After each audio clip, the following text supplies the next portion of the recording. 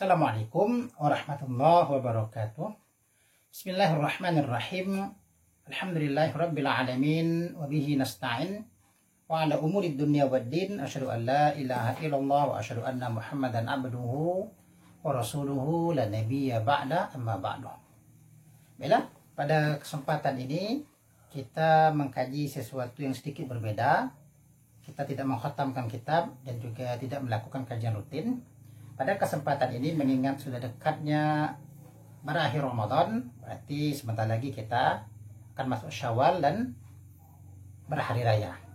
Di antara hal-hal penting yang senantiasa kita lakukan pada saat hari raya Idul Fitri maupun Idul Adha adalah sholat Id berjamaah, baik di lapangan maupun di masjid-masjid. Yang suasana itu biasanya adalah suasana yang meriah, suasana yang penuh kebahagiaan, berkumpul bersama keluarga, bersama teman-teman dan warga sekitar. Namun karena keadaan saat ini di mana wabah berada di sekitar kita, sehingga mau tidak mau suasana itu sedikit atau banyak akan kita rasakan jauh berbeda seperti suasana-suasana yang biasa kita lalui, suasana yang biasa kita alami. Dan ini pun juga memaksa dalam artian pemerintah untuk membatasi gerak kaum muslimin, baik dalam gerakan keseharian berkumpul bersama, termasuk juga di dalamnya adalah pembatasan berkumpul dalam suasana ibadah, sehingga kita temui banyak masjid-masjid yang tidak seramai dulu sholat tarawih. Begitu juga kita temui jamaah sholat 5 waktu tidak lagi seramai dulu, walaupun masih tetap diadakan, namun itu tidak seramai biasanya. Dan berkemungkinan Idul Fitri kita juga begitu, tidak semeriah biasanya, karena memang mau tidak mau kita harus menjaga jarak. Mungkin di sebagian saudara kita yang di wilayah aman ini tidak akan jadi masalah, karena wilayah aman mereka seperti biasa bisa beridul fitri dengan santai, dengan gembira, dengan suasana yang tenang dan penuh hikmat. Namun di sebagian tempat, apalagi daerah yang memang penyebaran wabah ini sangat tak terkendali istilahnya itu, maka mau tidak mau pembatasan betul-betul terjadi, sehingga ada wacana untuk sholat Id itu di rumah atau di lingkungan kecil di sekitar keluarga. Kalaupun diadakan di lapangan atau di masjid, tentu tetap dengan adanya pembatasan. Baiklah, pada kesempatan ini kita ingin melihat bagaimana sebenarnya sholat Id itu boleh atau tidak di rumah, atau bolehkah sholat Idul Fitri itu dilakukan sendiri. Nah, pada kesempatan ini saya sengaja memilih satu kitab yang cukup tebal. Ini adalah jilid 1 daripada kitab Rawdatul Thalibin yang disusun oleh Al-Imam An-Nawawi. Kenapa kita memilih Al-Imam An-Nawawi? Ya, sama-sama kita tahu, kita meyakini bahwasanya akademisi pesantren atau di lingkungan para ahli fikih, ahli hukum, tahu betul siapa itu Al-Imam An-Nawawi. Para pengkaji fikih, para orang yang menggeluti dunia hukum Islam pasti mengenal baik siapa itu Al-Imam An-Nawawi.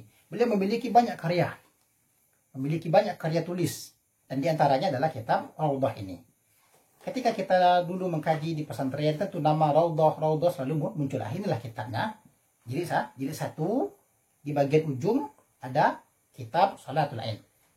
Kita tidak mengkhatamkan kitab ini, namun jika ada kesempatan di masa yang akan datang, insyaallah boleh saja kita kaji kitab ini baris per baris, halaman per halaman, dari jilid 1 sampai khatam, itu boleh saja. Namun kesempatan kali ini kita hanya membahas kitab Salatul Id, kitab Salatil Idaini.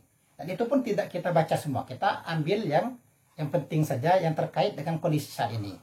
Mungkin di lain kesempatan kita bisa membicarakan yang lain lagi dari kitab Rawdah ini, atau jika ada kesempatan boleh saja kita bahas kitab Salat Idaini dalam kitab ini. Namun saat ini kita ambil yang penting saja dulu. Pertama yaitu yang terkait tentang masalah hukum. Apa sih hukum sholat Id ini? Karena sama kita tahu di sebagian saudara kita kaum muslimin menganggap kalau hari raya tanpa sholat Id itu terasa tidak seperti hari raya. Ya, mohon maaf, seperti biasa sholat 5 waktu masjid terasa sepi. Jumat lumayan ramai, dan ketika Id itu dipastikan kalau sholat di masjid pasti masjid tidak penuh, tidak bisa mencukupi sampai ke teras, bahkan sampai ke parkiran, sehingga diadakanlah sholat Id di lapangan, menunjukkan antusias masyarakat sangat tinggi, kaum muslimin sangat tinggi minatnya untuk mengerjakan sholat Id. Bahkan ada sebagian kita yang menganggap Id itu wajib. Lalu sebenarnya apa hukum sholat Id itu? Nah ini yang kita kaji. Mengawali kitab ini, Al-Imam An-Nawawi berkata, Bismillahirrahmanirrahim, kitabu sholatil idaini, ya sunnatun. Nah di sini mulai. Hukum sholat Id itu adalah sunnatun. Hukumnya sunnah. Sebagaimana kita tahu, sunnah itu adalah ma yuthabu ala fi'lihi wa la yu'aqabu ala tarkihi. Apa-apa atau amalan yang diberi pahala mengerjakannya dan tidak diberi dosa ketika meninggalkannya.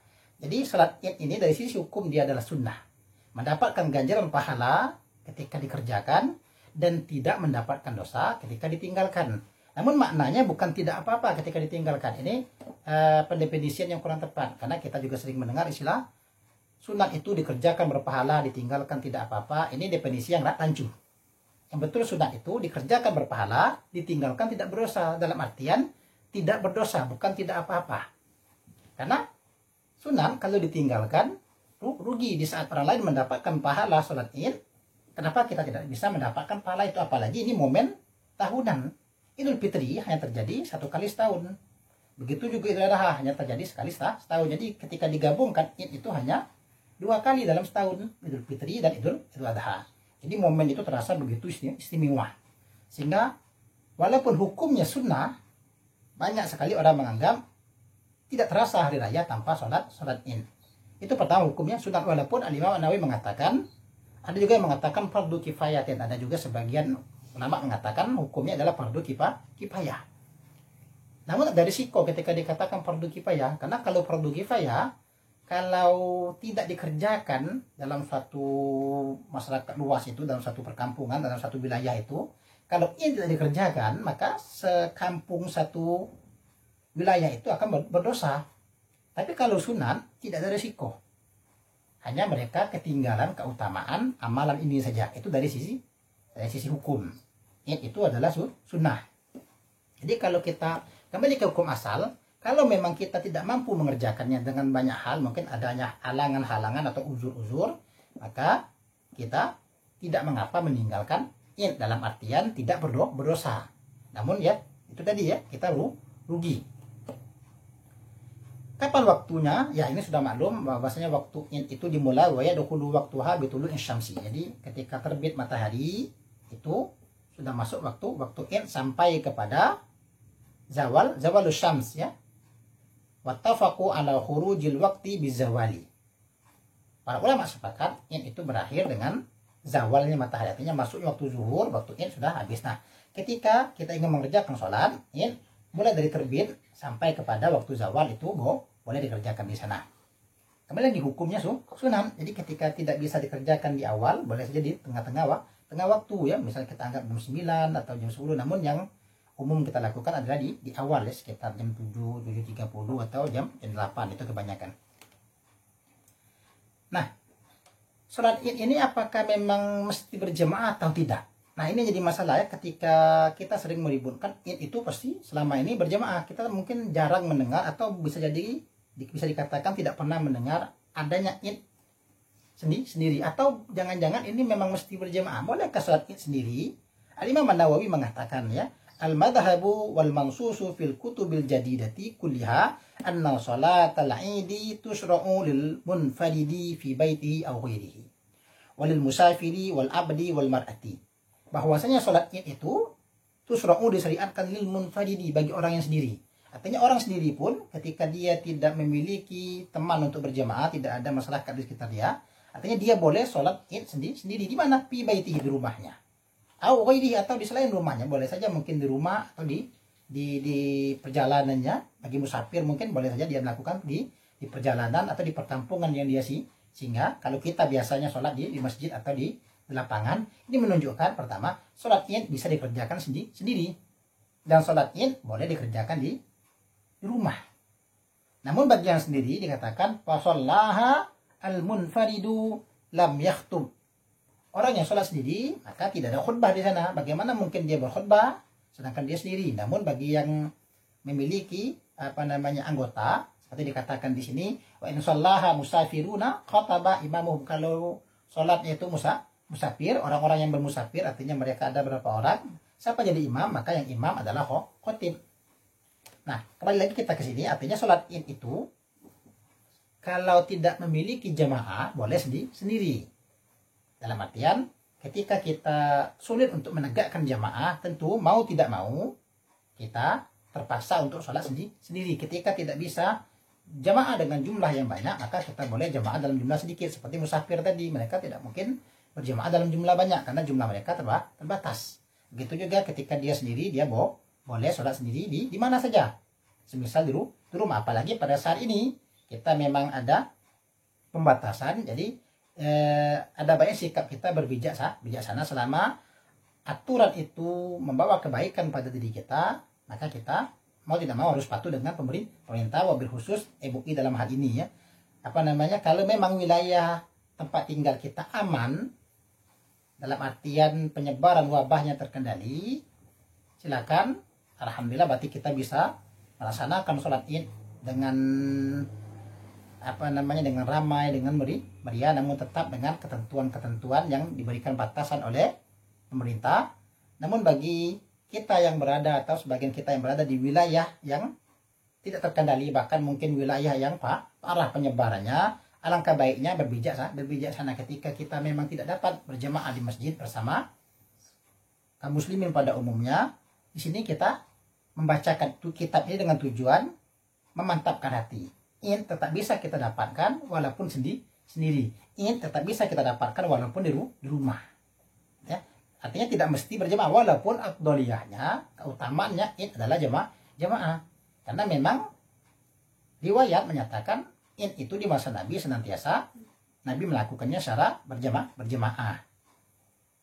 Nah, lalu kemudian kita berpindah berikutnya tentang tata cara.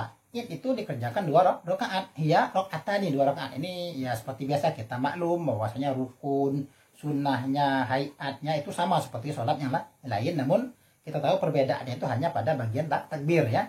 Dimana takbir yang pertama itu jumlahnya sab'a takbiratin siwa takbiratil ihram. Artinya jumlah takbir pada rakaat pertama itu 7 selain ihram. Berarti takbiratul ihram, Allah Akbar pertama, ihram tidak dihitung. Nah, setelah takbiratul ihram, lakukan takbir 7 kali. Begitu juga wa fisaniyati khamsan siwa takbiratil qiyami minas sujudi. Begitu juga pada rakaat kedua, takbir 5 kali itu tidak termasuk takbir bangkit dari sujud. Artinya ketika bangkit dari sujud, Allah berdiri, itu belum dihitung. Namun yang dihitung adalah setelah kita berdiri, Allah Akbar, nanti baru dihitungnya. Itu dan praktiknya itu seperti biasa, tidak ada masalahnya, hanya sedikit saja kita nambahkan.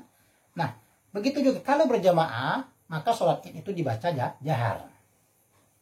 Tapi kalau sendiri, ya mau tidak mau berarti kita membacanya dengan sir.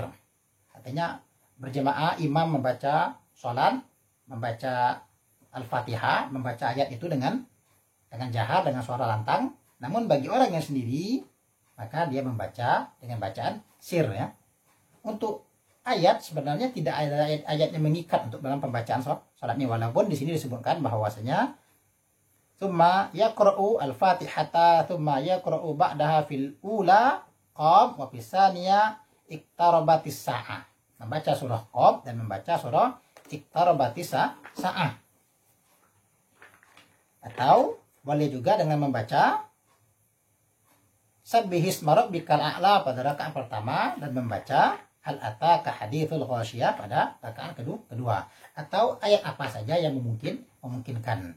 Jika kita berjamaah, tentu imam, biasanya orang yang terbiasa membaca menjadi imam, tentu bacaan mereka mungkin lebih banyak, lebih bagus, lebih bervariasi. Namun bagi yang sholat di rumah, sekadar kemampuan. Jika memang hafal surah Qom atau hafal al-a'la dan al-ghasyiyah, tentu itu lebih baik. Namun kalau tidak, ya bacalah semampu kita. Nah, kita tambahkan sedikit di sini. Al-Imam Nawawi mengatakan, sholatul idi tajuzu fis sahra'i wa fil jami'i. kita potong. Sholat in itu boleh dilakukan di sahara, di padang atau di tanah lapang, wafil jami, dan juga boleh di jami, di masjid besar. Namun yang jadi masalah, mana yang lebih bagus? In di tanah lapang atau di masjid jami? Imam Nawawi mengatakan, in kana bi Makkah fal masjidu afdalu qat'an. Jika itu dilakukan di Mekah, maka masjid itu lebih utama. Imam Nawawi mengatakan begitu ya. Artinya, mana lebih bagus? Di lapangan atau di masjid? Kalau itu dilakukan di Mekah, maka yang afdal itu adalah di masjid. Nah, lalu kemudian bagaimana kalau sekiranya terjadi uzur? Imam Nawawi mengatakan, fa in kana uzrun kama torin aw saljin fal masjidu aula. Fal masjidu aula. Artinya jika terjadi uzur seperti hujan, turun salju, maka masjid itu lebih bagus. Itu lebih afdal. Nah, pada saat ini kita pun agak kesulitan untuk di masjid maupun di tanah lapang, wabil khusus bagi saudara kita yang berada di wilayah yang terdampak parah wabah corona. Mereka sulit sekali untuk berkumpul, pembatasannya begitu ketat. Mereka akan sulit berkumpul di masjid maupun di lapangan. Nah, artinya kita kembalikan saja, apa salahnya untuk tetap sholat di rumah. Jangan sampai nanti corona menjadi alasan kita meninggalkan sholat in. Dan jangan sampai pula dengan alasan sunat kita juga meninggalkan sholat in. Sholat in memang hukumnya sunnah, namun rugi kalau tinggalkan. Namun jangan pula sampai gara-gara corona, gara-gara wabah meninggalkan sholat in. Artinya jika tetap memungkinkan, tetaplah kerjakan sholat in walaupun sendiri dulu di rumah atau bersama keluarga yang ada di rumah. Jika kita memungkinkan, keadaan aman, tentu lebih meriah dan lebih berbahagia ketika kita mampu, ketika kita bisa melaksanakan sholat id bersama masyarakat yang ada di sekitar kita. Baiklah, itu dulu sedikit kajian kita pada hari ini. Kita mengambil beberapa intisari dari kitab Rawdatut Thalibin yang disusun oleh Al-Imam Nawawi tentang sholat id. Semoga ada waktu kesempatan kita lebih bebas untuk mengkaji kitab ini. Jika memang ada kesempatan, boleh saja kita khatamkan kitab yang luar biasa tempat ini. Allah subhanahu wa ta'ala alam. Subhanakallahumma wa bihamdika asyhadu an la ilaha illa anta astaghfiruka wa atubu ilaik. Assalamualaikum warahmatullahi wabarakatuh.